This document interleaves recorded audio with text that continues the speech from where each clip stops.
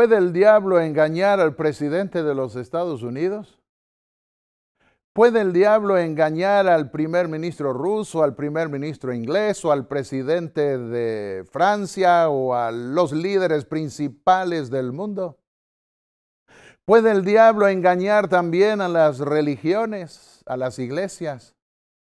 ¿Puede el diablo engañar al mundo entero? Sí, eso dice la Biblia.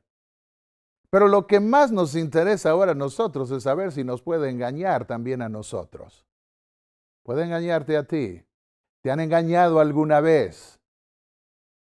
¿Cómo te has sentido cuando has descubierto que has sido engañado?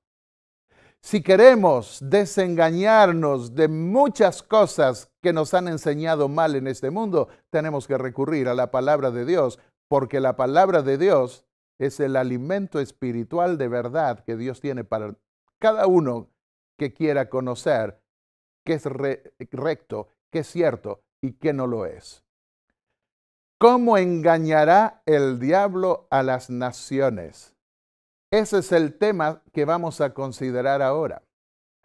No vamos a hablar mucho del diablo, porque cuando se habla mucho del diablo, algunos se asustan y ahí es donde él se aprovecha. El diablo anda como león rugiente buscando a quien devorar, dijo el apóstol Pedro. Hace ruido y le gusta que hagan ruido con él, entonces la gente se asusta y así los engaña más fácil. Pero vamos a decir lo suficiente como para saber de qué se trata, qué clase de personaje es. La Biblia no habla mucho del diablo. Exalta más a Dios, exalta más a Cristo. Dice en el libro de Ezequiel, el capítulo 28, el versículo 17, que ese príncipe celestial, ese ángel del cielo, se enalteció. Literalmente, se enalteció tu corazón a causa de tu hermosura, dice el pasaje. ¿Cómo sabe una joven de 15 años que es bonita? Porque va a consultar al espejo una vez que ve que hay otros que la miran. Y así pasó con este ángel. Dios hizo una creación especial y comenzó a mirarse hacia sí mismo, a tratar de descubrir por qué recibía la admiración de los ángeles que con toda limpieza de corazón se sentían a gusto con su liderazgo. Pero eso lo corrompió y no tenía razón para hacerlo, porque Dios lo había creado así, podía estar agradecido, pero quiso ir más allá y ocupar el lugar de Dios porque vio que por encima de él los ángeles adoraban a Dios y a su Hijo. Y comenzó con sospechas y calumnias, nos dice el capítulo 28 de Ezequiel. Aunque originalmente comenzó hablando en esa profecía del rey de Tiro, sin embargo, a través del rey de Tiro, que representaba bien el carácter del príncipe de este mundo, fue más allá para hablar de los orígenes de Lucifer. Vamos al Apocalipsis, el capítulo 12 y los versículos 7 al 8, y vemos que dice: hubo una gran batalla en el cielo. Miguel y sus ángeles combatieron al dragón, y el dragón y sus ángeles combatieron, pero estos no prevalecieron, ni se halló ya lugar para ellos en el cielo. ¿Cómo pelearon los ángeles? Con rayos láser, cuerpo a cuerpo. ¿Cómo podemos saberlo? Pero hubo una batalla real, nos dice la Biblia. Hubo una batalla y una gran batalla. Se convulsionó el cielo. El mal nos precedió. Hasta que fueron expulsados. Nuestros primeros padres arriaron la bandera de la libertad y cayeron bajo su dominio. Y estamos viendo aquí las consecuencias de ese príncipe celestial. Dice Apocalipsis 12:9, y fue lanzado fuera ese gran dragón, la serpiente antigua que se llama Diablo y Satanás, que engaña a todo el mundo. ¡Qué capacidad de engaño! ¡Qué ser inteligente que puede engañar al mundo entero! Y fue arrojado a la tierra y sus ángeles fueron arrojados con él. Y acá sigue engañando. La serpiente antigua, nos dice el Apocalipsis, engaña al mundo entero, a todas las naciones. Fueron expulsados del cielo cuando quisieron engañar los ángeles caídos, como los llamamos hoy. Engañados por Lucifer, quisieron engañar a todo el universo y no pudieron. Y junto con sus ángeles fue arrojado a la tierra. Al final del conflicto, Juan vio que un ángel bajaba del abismo, del cielo con la llave del abismo. Apocalipsis 20, versículos 1 al 3. Y una gran cadena en su mano. Ató al dragón y lo encadenó. Lo arrojó al abismo y lo encerró para que no engañara más a las naciones. Por fin, por fin. ¿Cuántos queremos darle vacaciones al diablo? Porque ¿cuál es su oficio? Jesús lo explicó en San Juan 8:44, al hablar de aquellos que se dejaban engañar por el diablo, siendo afectados en sus sentimientos, con malos sentimientos y hasta sentimientos asesinos. Jesús les dijo, ustedes son de su padre el diablo, cuyos deseos quieren cumplir desde el principio. Este ha sido un asesino. Y desde el principio ha sido no solamente asesino, sino también mentiroso, porque dijo, no se mantiene en la verdad, porque no hay verdad en él. Cuando miente, expresa su propia naturaleza, habla de sí mismo, no de Dios, por supuesto, porque Dios no miente, porque es un mentiroso. Es el padre de la mentira. Esto dijo Jesús del diablo. Así que si va a haber una época al final en donde no podrá engañar más a las naciones, porque las naciones estarán destruidas, dice la Biblia, y los redimidos estarán en la casa del Padre en los cielos. Gloria a Dios por ello, para que llegue ese día de liberación, para que el diablo no pueda engañar más. Antes de ir al Apocalipsis, consideremos un hecho histórico en el antiguo Israel que nos permitirá proyectarnos hacia el engaño final de Satanás a todas las naciones. Había dos reyes en Israel. En el reino del norte estaba el rey Acab y en el reino del sur, con capital en Jerusalén, estaba el rey Josafat, el reino de Judá.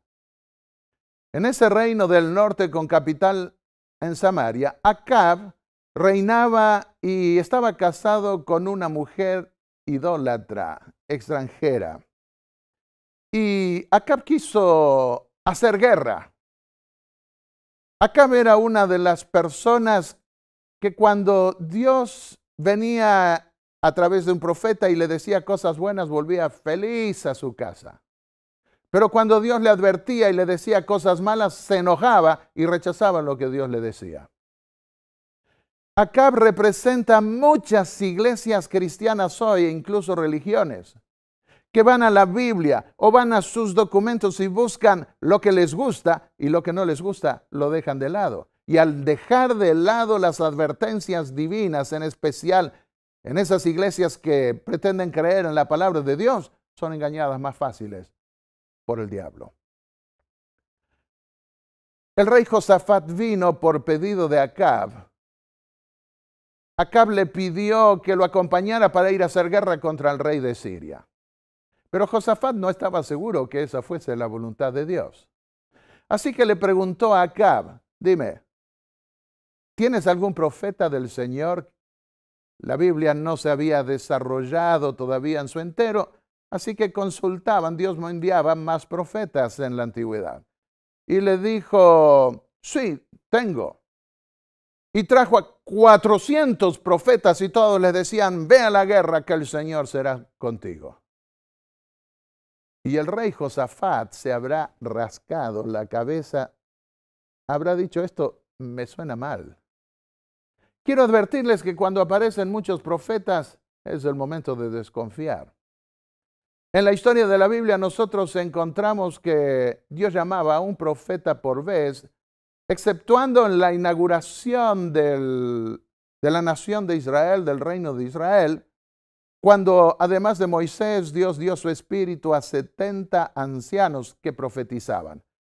Fue para fundar la fe del pueblo de Israel.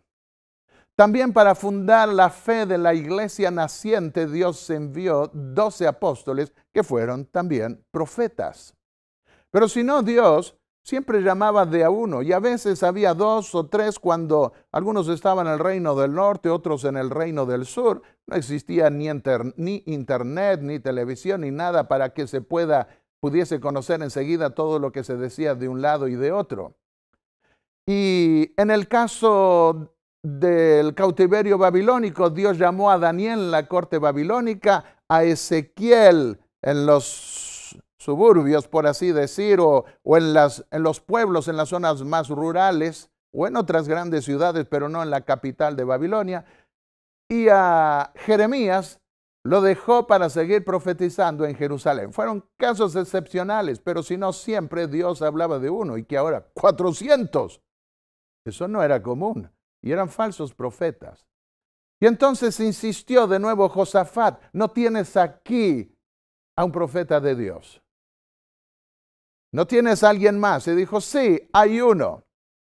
Todavía hay alguien por medio de quien podemos consultar al Señor, pero me cae muy mal, porque nunca me profetiza nada bueno, solo me anuncia desastres. Primera Reyes 22:8.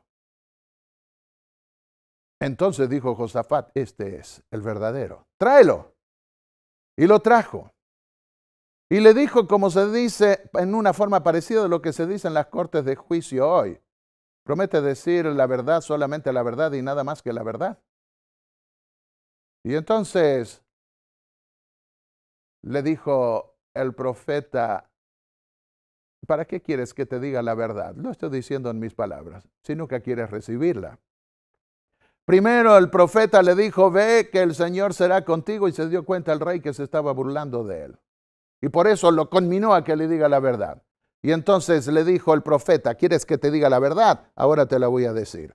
Vi al Señor sentado en su trono con todo el ejército del cielo alrededor de él, a su derecha y a su izquierda. Y el Señor dijo: ¿quién seducirá a Acab para que ataque a Ramot de Galaad y vaya a morir allí? Uno sugería una cosa y otro sugería otra. Por último, un espíritu se adelantó, se puso delante del Señor y dijo: yo lo seduciré. ¿Por qué medios?, preguntó el Señor. Y aquel espíritu respondió: saldré y seré un espíritu mentiroso en la boca de todos sus profetas. Entonces el Señor dijo: ve y hazlo así, que tendrás éxito en seducirlo. Así que ahora el Señor ha puesto un espíritu mentiroso en la boca de todos esos profetas de su majestad. El Señor ha decretado para usted la calamidad. La calamidad era lo que esperaba ese rey que no quería escuchar la verdad. Pero, ¿acaso Dios miente? No. ¿Y cómo es que iba a poner un espíritu de mentira en la boca de todos esos profetas? Porque cuando los hombres resisten la verdad, no quieren escuchar la verdad, Dios les dice finalmente, como dijo a ese pueblo del norte sobre el que gobernaba Acab: Efraín, la tribu principal, es dada a ídolos, déjalo. No hay que perder más tiempo ya. Y el juicio llegó a esa nación 5 años o 10 más tarde. De manera que Dios no miente, pero permite que un espíritu mentiroso, que el diablo, ocupe el lugar cuando se da rienda libre a la corrupción o a la mentira. Y salió el rey disfrazado, pero Dios no se lo puede engañar. Y uno del ejército sirio, un soldado, tiró una flecha y dio en el corazón del rey y murió. Demos un salto grande, no todavía al Apocalipsis, pero ya mucho más cerca en el Nuevo Testamento.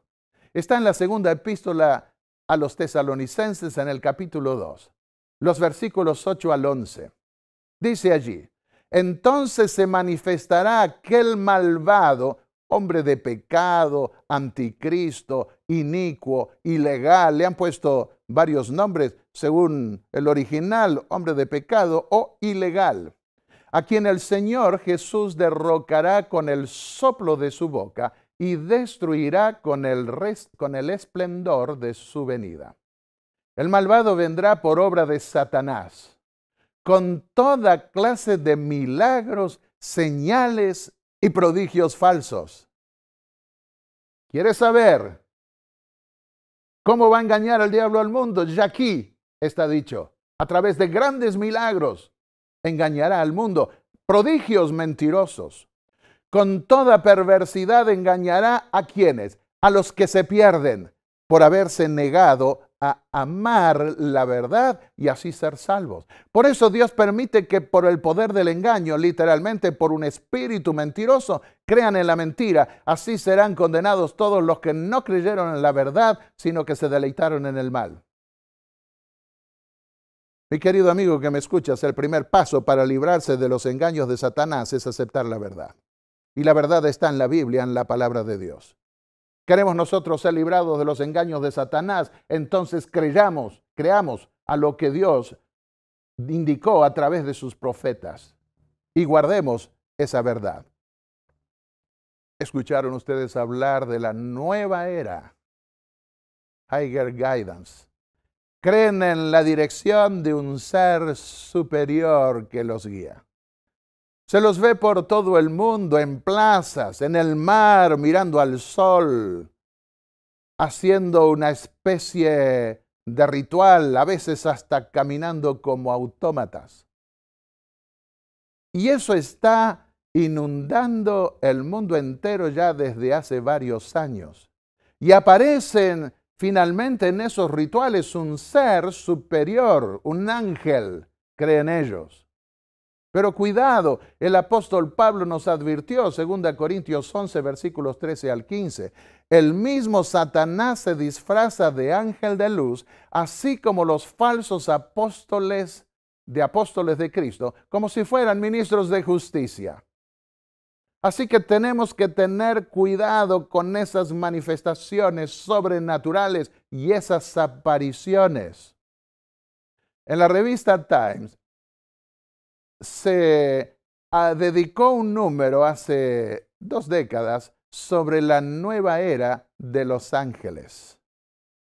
Y cuenta allí de apariciones a personas que están antes de morir y algunos los han visto en forma humana con otras personas y que dan luego su testimonio.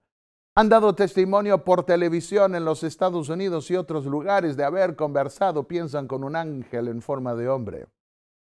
Ya en 1903 advirtió el espíritu de profecía, Satanás y los ángeles que cayeron con él aparecerán en la tierra como hombres tratando de engañar. Eso se está viendo y en esta revista se puede ver, aunque la revista no tome partido en el asunto. Simplemente habla que en todas estas apariciones de ángeles no se vinculan con ninguna religión, con ninguna iglesia y hablan de un amor universal. Cuidado, si es un ángel verdadero del cielo, se vinculará a la palabra de Dios y en forma clara, directa e inequívoca. La nueva era ha penetrado en todas las religiones y en el mundo secular. Muchos van a la iglesia, practican los ritos religiosos y en su casa practican los ritos de la nueva era. Estaba en el aeropuerto de Bogotá. Me puse a leer un libro esperando que llegase el momento para que llamasen a subir al avión. Y venía llegando la gente y alguien se sentó a mi lado. Cuando creía que se iba acercando el momento de subir, cerré el libro, miré a la persona del lado y vi que estaba vestida de negro. Y pensé, este debe ser un cura, un sacerdote católico. Lo miré y le pregunté, ¿eres sacerdote católico? Me sonrió y me dijo, sí. Le extendí la mano y me dijo, mucho gusto, yo soy pastor adventista. Y se sobrecogió como asustado y pensé, pero ¿por qué lo hará así? Yo no estoy queriendo pelear con él. Es cierto que divergimos los adventistas en muchas cosas con respecto a la fe de la iglesia romana, pero en lo personal, con las personas que son sinceras y creen como ellas, no tenemos por qué estar violentados o preocupados o angustiarnos.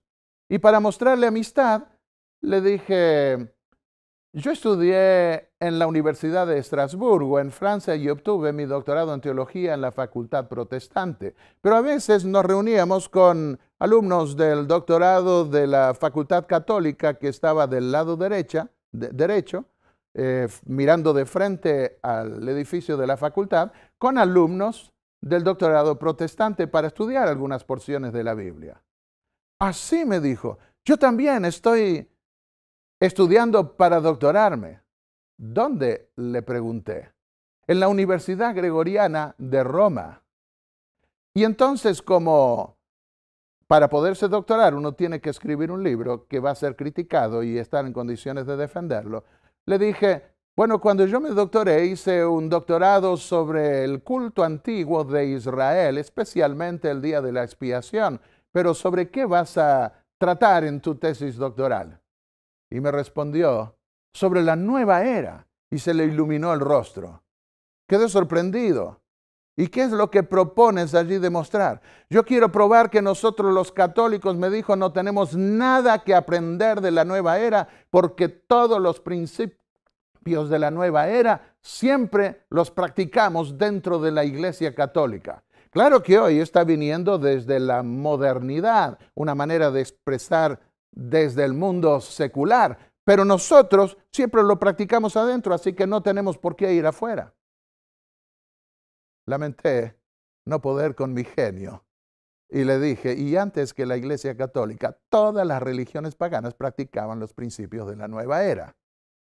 Cuando le dije eso, se molestó y me dijo, yo no creo en la existencia del diablo. Adivinó hacia dónde iba. Es ontológicamente imposible. No voy a explicar todo lo que significa ontológico, etcétera, pero es evidente que muchos se enredan en términos filosóficos. Hay algo real. El mal existe, no lo podemos negar, no lo podemos tratar simplemente como ausencia del bien. Es más que ausencia del bien porque es un poder activo que se mueve, que actúa y que debe ser erradicado del universo. Pero quedé pensando en esa proyección, hasta qué punto en el mismo Vaticano están viniendo noticias desde el mismo Vaticano de que hay religiones paganas que se sienten en casa en los patios del Vaticano practicando sus ritos en esos intentos de unificación. En Yahoo News, el 10 de diciembre de 2009, se hizo una estadística sobre la religión y la vida pública. Y descubrieron que el 30% en Estados Unidos decía haber tenido contacto con los muertos. Eso es espiritismo. El 18% decía haber tenido contacto con espíritus, como si fuera diferente. Es lo mismo. El 25% cree en aspectos de la nueva era como la reencarnación, la energía espiritual en objetos, árboles, en astrología. El 30% de los católicos y el 13% de los evangélicos creen en la astrología y por eso se puede ver ligado a veces a noticiosos allí hablando del Capricornio y de no sé cuántos cornios, hablando del mundo universal y de la influencia de las estrellas supuestamente en la vida humana, que ya existía en la antigüedad en las religiones paganas. Escucharon hablar ustedes de misas negras. Elena de White advirtió sobre esto en 1911. El libro El conflicto de los siglos, página 661, lo dice claramente. Conforme vayan siendo aceptadas las enseñanzas del espiritismo en las iglesias, irán desapareciendo las vallas impuestas al corazón carnal. Y la religión se convertirá en un manto para cubrir las más bajas iniquidades. Todo esto está saliendo a luz. Los diarios lo están sacando a luz. La corrupción en el interior del Vaticano y en otras iglesias también no es algo que se pueda esconder y no es algo de lo que necesite abundar aquí. Jesús advirtió, Mateo 24, versículo 11, al hablar del fin del mundo y dar señales del fin del mundo. y surgirá un gran número de falsos profetas, 400 en la vida del antiguo Israel en la época de Acab. Pero habrá probablemente y seguramente muchos más que engañarán a muchos. Entonces, si alguien les dice a ustedes, miren, aquí está el Cristo, o allí está, no lo crean, porque surgirán falsos cristos y falsos profetas que harán grandes señales y milagros para engañar, de ser posible, aún a los elegidos. Cuidado con los engaños de Satanás. Pero Dios es claro, ¿cuál va a ser el método de Satanás para engañar al mundo? Los milagros, los grandes prodigios. La gente quedará estupefacta mirando todos esos hechos. Un amigo, psicólogo, me mandó una hoja que el gobierno de los Estados Unidos manda a psicólogos, a médicos, a enfermeros, a profesionales de la salud, para la educación continua, para que ningún científico, ningún especialista de la salud se quede en los conocimientos que tuvo alguna vez cuando estudió medicina, cuando estudió psicología o psiquiatría u otras cosas más. Entonces se requiere de ellos que cada año hagan un curso de renovación, de reciclaje. Y miren ustedes qué clase de cursos recomendaba el gobierno en esa hoja. Dejé allí el formato de lo que dice en inglés, tal como me lo mandó, definiendo experiencias paranormales. Es lo que podemos leer en ese formato. Telepatía, clarividencia, precognición, será así en castellano. Ustedes tal vez en eso sepan más que yo. Apariciones, experiencias cercanas a la muerte, experiencias fuera del cuerpo, sincronicidad, mediación, mediums espiritistas. Eso está enseñándose, permitiendo que se enseñe en esos cursos para atender a la salud. ¿Con qué clase de personas nos podemos encontrar cuando vamos a buscar resolver el problema de la salud? Muchos quieren recurrir a cosas sobrenaturales para ver si pueden descubrir cuál es el mal que alguien tiene para curarlo. Y él me contó que asistió a una mujer que era menudita y a uno que era pesado lo levantó con sus dedos simplemente arriba. Me decía este psicólogo, que era del norte de Argentina, chaqueño, y lo decía en un lenguaje del campo, por así decirlo. Me parecía ver al espiritaco que estaba allí detrás. Esto se usa cada vez mayor en clínicas y hospitales para diagnosis y tratamiento, y es aceptado para educación continua en Estados Unidos, obreros sociales, psicólogos, enfermeros, etc. A medida que nos acercamos al fin, escribió Elena de White en 1885, habrá una demostración cada vez mayor de poder pagano. Deidades paganas manifestarán su notable poder y se exhibirán a sí mismas ante las ciudades del mundo. Esto es lo que estamos viendo por doquiera. Aún en las naciones de Europa pude ver a los Hare Krishna.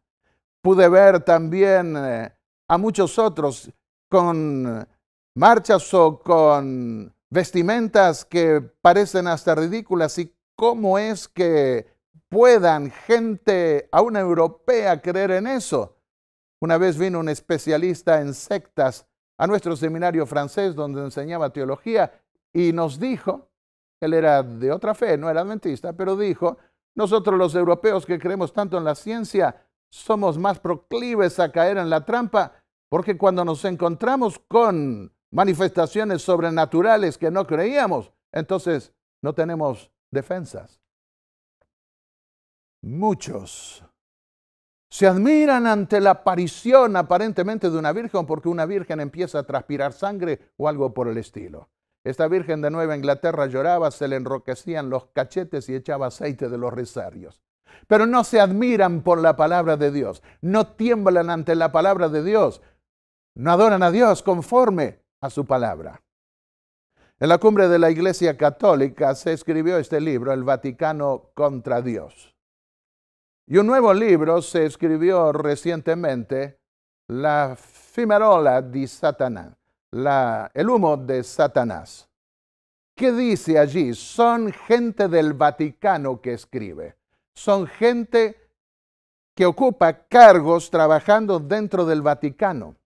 Y al ver la corrupción tan grande que hay allí, piensan que la única manera de limpiar esa inmundicia es denunciándola ante el mundo para obligar a cambiarlo. Y ahora se ha visto en tiempos recientes al Papa Francisco tratando de ver si puede limpiar algo, pero los vaticanistas creen que la vida de ese Papa no va a ser suficiente para purificar Roma y que Roma nunca cambia.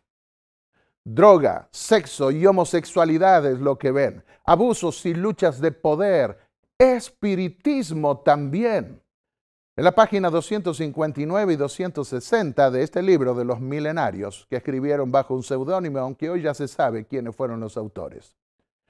En el santuario romano del Divino Amor, dice, se acerca al confesionario un penitente muy alterado.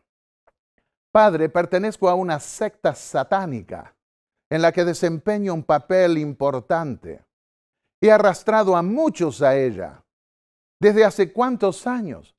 Padre, hace unos 10 años que entré de lleno en la actividad. He llegado incluso a convencer a otras personas a asistir a misas negras. ¿Oyeron hablar de misas negras? Y a otros ritos satánicos. Sin embargo, el otro día fui yo el invitado a una misa negra en un lugar donde yo jamás hubiera imaginado que se pudiera celebrar semejante rito. ¿Dónde? En el Vaticano. ¿Quiénes eran los demás?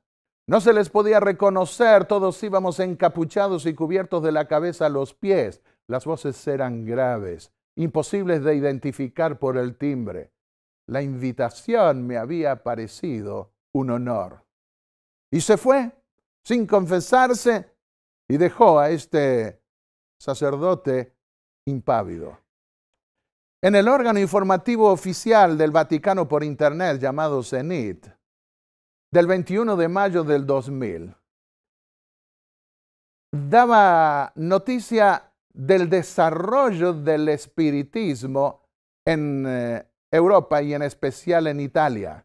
Dijo, en Italia se está poniendo de moda hablar con los muertos. Vuelve el espiritismo con una cara nueva. Los obispos afirman que se han multiplicado en la región los encuentros, seminarios de estudios, congresos centrados en la espiritualidad del más allá, donde los fines de semana acuden personas que guardan luto para escuchar a los ponentes que hablan de la esperanza de la comunicación ultraterrena. Dentro de estos grupos actúan incluso sacerdotes conocidísimos por la actividad que desarrollan en la comunidad cristiana. Y por si fuera poco, en algunos de estos encuentros se celebra incluso la misa. Misas negras las llaman. Es significativo. Y decía el Apocalipsis que Babilonia, Roma, se volvería guarida de todo espíritu maligno. ¿Escucharon ustedes hablar del padre Gabriel Amor? Se lo considera el mayor exorcista del Vaticano. La persona que más demonios expulsa o ha expulsado en el Vaticano. Llegó a decir en el año 2010 que el diablo reside en el Vaticano. Salió en la revista Telegraph del 11 de marzo de 2010 en Inglaterra.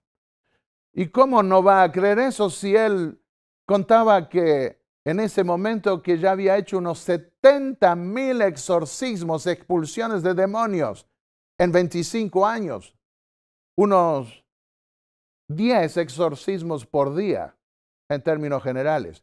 Decía él que muchos cardenales no creen en Jesús y muchos obispos están ligados al demonio en el Vaticano. Benedicto XVI era el papa en esa época y según Benedicto XVI se preparó un documento sobre el exorcismo, sobre la demonología, que según Gabriel Amor no tenía nada que ver con la realidad. Pero realmente expulsaba Gabriel Amor los demonios. Dejemos esto para unos momentos más. Lo que nos advierte el Apocalipsis 18:12, es que Babilonia se transformaría en un símbolo de una iglesia corrupta y sería madre de rameras. Se ha vuelto habitación de demonios, guarida de todo espíritu impuro, y eso está siendo visto y publicado dentro de la misma Iglesia Católica Romana. Con esto no estoy queriendo decir que todos son así. Hay gente sincera dentro de la Iglesia Católica Romana y que pienso que Dios aprueba de acuerdo a la luz, a la conciencia que ellos tienen. En Apocalipsis 13, los versículos 13 al 14 advierten: también hacía grandes señales milagrosas, incluso la de hacer caer fuego del cielo a la tierra a la vista de todos. Con estas señales que se le permitió hacer en presencia de la primera bestia del anticristo, engañó a los habitantes de la tierra. ¿Cómo engañará el diablo a todas las naciones, a todos los seres humanos, salvo a los escogidos? Por grandes milagros, se nos dice así, hasta hacer caer fuego del cielo. Al decir hacer caer fuego del cielo, algunos vinculan esto con un falso don de lenguas, porque en el Pentecostés Dios envió lenguas como de fuego para que los discípulos pudieran hablar y que cada uno pudiese entenderlos en el idioma que ellos hablaban. Y ahora estamos viviendo una época también de un falso descenso del fuego celestial. Escucharon hablar del avivamiento de la risa, de la borrachera espiritual, de la carcajada santa. Vienen, de repente están en un grupo y viene un espíritu que no se lo ve y empiezan todos a revolcarse a las carcajadas. Eso era practicado antiguamente en cultos paganos y ya penetró casi todas las fronteras denominacionales. Cientos de miles de iglesias y millones de personas practican ya este culto. Se revuelcan de la risa. Estaba en Ucrania, frente al río Dnieper, ante una vista extraordinaria de ese río, en una casa antigua grande que servía como especie de clínica de salud. Y cada 10 días más o menos, o cada 2 semanas, venían unas 12 personas a hacer prácticas que pudieran ayudarles en su salud. Y en esa ocasión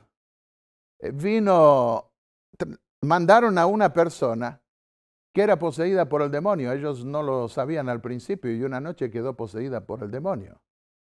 Y ellos estuvieron orando. No voy a decir todos los detalles porque no quiero asustarlos, pero todos los pacientes estaban escuchando todo eso y algunos hasta mirando, hasta que finalmente, orando a Dios, esa persona fue liberada de los demonios. Y cuando fue liberada de los demonios, uno de los pacientes soltó un grito histérico de carcajada y vino a las risotadas, pero al mismo tiempo se veía un rostro de preocupación y señalaba a esa persona que había sido librada del demonio, como diciendo: eso me llegó a mí de esa persona, pensando. Oraron por él, la libraron también y le prometieron ayudarlo incluso en Kiev, de donde había venido. Muchos están cayendo bajo toda forma de manifestaciones sobrenaturales. Recuerdo cuando en Estrasburgo un joven amigo de la iglesia adventista recibió la imposición de manos de otra persona para darle los dones, el carisma, presuntamente espiritual, y quiso aplicarlo a los jóvenes de su iglesia allí, pero no le hicieron caso. Desanimado, pidió para hablar conmigo. Entonces fui a verlo y él me dijo lo siguiente: yo quiero que leas este libro. Había una gran lengua de fuego que caía en la tapa sobre unas personas. Y dijo: aquí se habla de los grandes milagros que se están dando en África. Tomé el libro, lo hojeé rápido, no veía textos bíblicos y le dije: lo siento. En otro tiempo leí alguna cosa de esta, pero no tengo tiempo para verlo ahora. Está bien, me dijo él. Pero yo entonces quiero preguntarte, ¿esto es de Dios o es del diablo? Y no quería herir a este amigo, como tampoco Josafat quería herir a Acab. Y entonces ensayé una respuesta y reconozco que fue algo hipócrita. Le dije, no sé. Pero era un joven inteligente y me arrinconó bien y me dijo, me dijiste que en el pasado habías leído. Dime, ¿esto es de Dios o no es verdad? ¿Esto es de Dios o es del diablo? Entonces le dije, está bien, te voy a decir que tengo temor. ¿Por qué? ¿No dice la Biblia, probadlo todo y retened lo bueno? Sí, pero la Biblia advierte también. ¿Qué dice la Biblia? Tengo temor de esas cosas. ¿Por qué? No todo el que me dice Señor, Señor entrará en el reino de los cielos, sino solo el que hace la voluntad de mi Padre que está en el cielo. Mateo 7, versículos 21 al 23. Muchos. ¿Cuántos?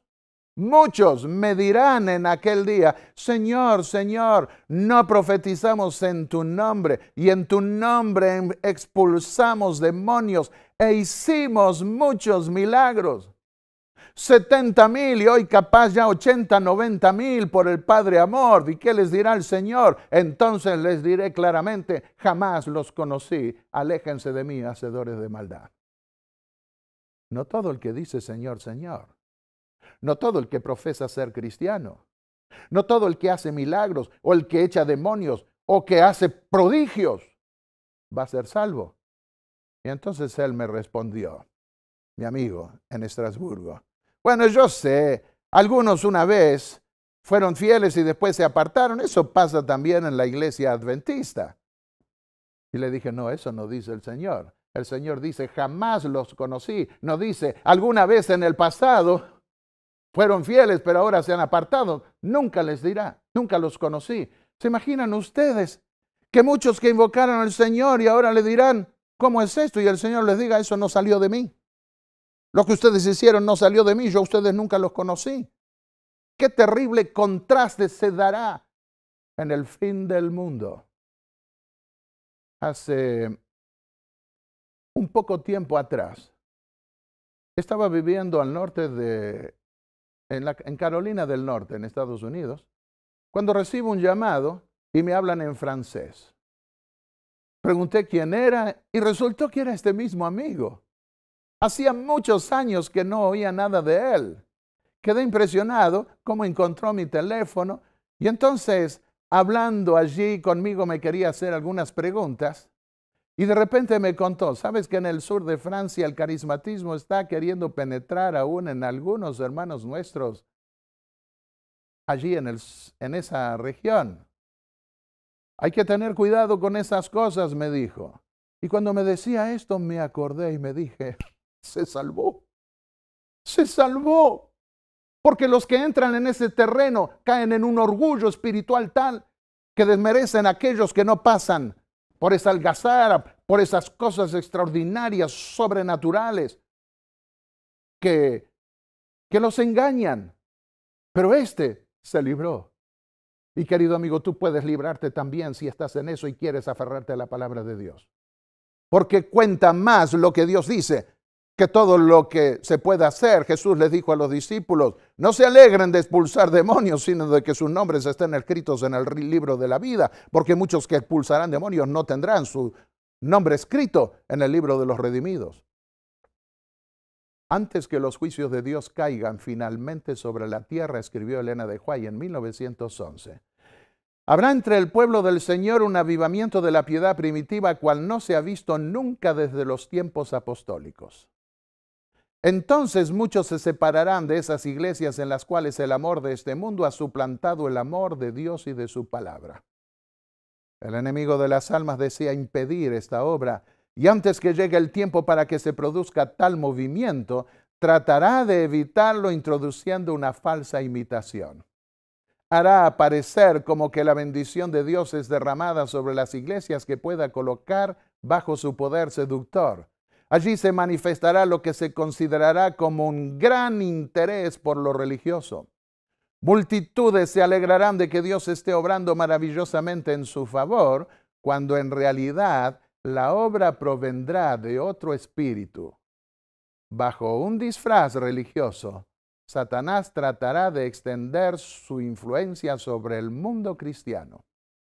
Y describe cómo sería ese movimiento. Hay una agitación emotiva, mezcla de lo verdadero con lo falso, muy apropiada para extraviar a uno.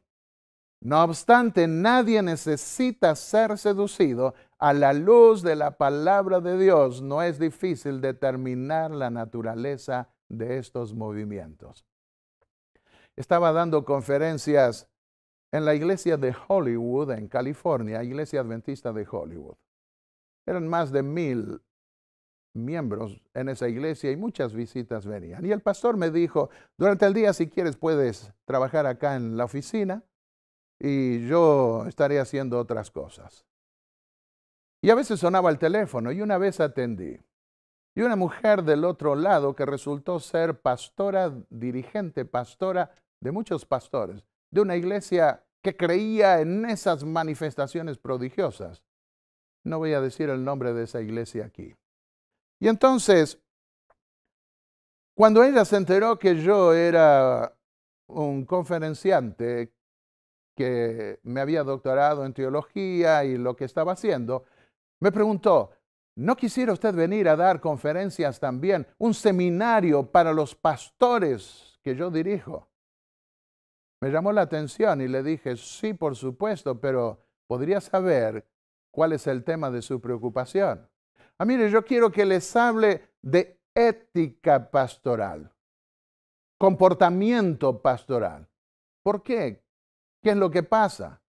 Mire, pastor, me dijo por teléfono, ante la manifestación tan grandiosa del poder de Dios, la gloria de Dios está descendiendo, nuestros pastores se están yendo con jovencitas. ¿Qué? Entonces le dije a esa mujer, está bien, un curso de ética pastoral podría ser de ayuda, ciertos principios pueden ayudar. Pero a menos que sus pastores no se conviertan directamente a Dios, de nada servirá, porque dijo el apóstol Pablo, Romanos 8:7, el que vive según la carne no se sujeta a la ley de Dios, ni tampoco puede. Yo no me voy a jactar de que yo puedo porque el que piensa estar firme cuide que no caiga. Pero por la gracia de Dios, si tenemos nuestra mirada en la palabra de Dios y en el Señor, podemos mantenernos firmes hasta el fin. Dios nos ha dado espíritu de fortaleza, dice 2 Timoteo capítulo 1 y el versículo 7. Nos ha dado espíritu de fortaleza, de amor y de dominio propio. Jesús dijo también, por sus frutos los conoceréis. ¿No es la gloria de Dios la que desciende cuando ocurren todas esas cosas? Es una falsa luz de un ángel que le gusta representarse como ángel de luz para engañar. La ley de Dios debe estar en el corazón y en el centro de todo reavivamiento espiritual. Dios nos ha dado espíritu de fortaleza, de amor y de dominio propio, dice 2 Timoteo 1:7. Hágase todo decentemente y con orden, agregó el apóstol Pablo escribiendo a los Corintios en su primera carta, capítulo 14, versículos 40, y los versículos 32 y 33 dice allí, los espíritus de los profetas se sujetan a los profetas porque Dios no es Dios de confusión, sino de paz. Una vez escuché a un predicador que por radio decía que cuando el Espíritu de Dios descendía, le decía, basta, Señor, que no puedo más, basta, que no puedo más. Lindo teatro. Pero el Espíritu, dice allí, los espíritus de los profetas se sujetan a los profetas, porque Dios no es Dios de confusión, sino de paz. El Espíritu Santo es dado a los que le obedecen, punto. Hebreo, el libro de los Hechos, el capítulo 5, nosotros lo vemos allí en las palabras del apóstol Pedro. Jesús agregó en San Juan 14, si me amáis, guardad mis mandamientos, y el Padre os dará el Espíritu de mentira. No, de verdad. ¿Qué se requiere para recibir el Espíritu de verdad? Guardar los mandamientos. No nos engañemos. No podemos pretender tener el Espíritu de verdad cuando no guardamos los mandamientos. Lo que viene, esa gloria de Dios que desciende, es un espíritu de mentira. Dice también primera de Pedro, en la primera epístola de Pedro, que nosotros, el capítulo 1, que nosotros hemos sido elegidos de Dios, Padre, en santificación del Espíritu. ¿Para qué? Para hacer alboroto, para revolcarse en el piso, para reírse a las carcajadas. En esas manifestaciones de risotadas, en tiempos más recientes se escuchan rugidos de leones, también de chacales y de otros animales salvajes. ¿Puede eso provenir del cielo? Cuidado. Hemos sido elegidos de Dios Padre en santificación del Espíritu para obedecer, dice allí.